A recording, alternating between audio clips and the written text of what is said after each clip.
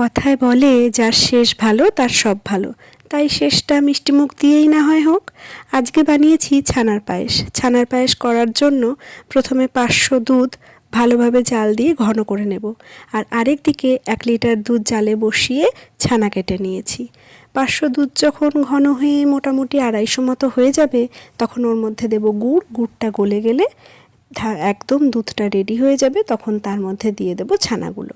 ছানাটা কিন্তু গুঁড়ো গুঁড়ো করে দেব না, কারণ দুধের মধ্যে একটুখানি ফুটলেই ছানাটা নিজের মতো ভেঙে চুরে একটা শেপ নিয়ে নেবে। কিছু বড় থাকবে, কিছু ছোট থাকবে, মুখে পড়বে, তবেই কিন্তু এর স্বাদ খোলতাই হবে। যখন পুরোপুরি রেডি হয়ে যাবে, তখন একটু গোলাপ জল এর মধ্যে মিশিয়ে দেব। ব্যাস, রেডি হয়ে যাবে আমাদের দারুণ সুন্দর ছানার পায়েস। কেমন লাগলো জানাতে ভুলবেন না, পাশে থাকবেন। কথায় বলে যার শেষ ভালো তার সব ভালো, তাই শেষটা মিষ্টিমুখ দিয়েই না হয় হোক।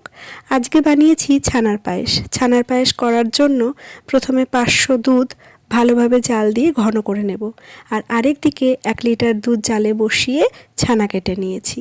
500 দুধ যখন ঘন হয়ে মোটামুটি 250 মতো হয়ে যাবে, তখন ওর মধ্যে দেব গুড়। গুড়টা গলে গেলে একদম দুধটা রেডি হয়ে যাবে, তখন তার মধ্যে দিয়ে দেব ছানাগুলো।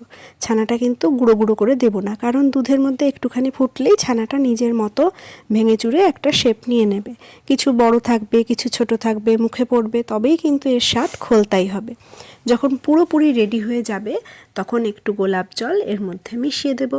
ব্যাস, রেডি হয়ে যাবে আমাদের দারুণ সুন্দর ছানার পায়েস। কেমন লাগলো জানাতে ভুলবেন না, পাশে থাকবেন।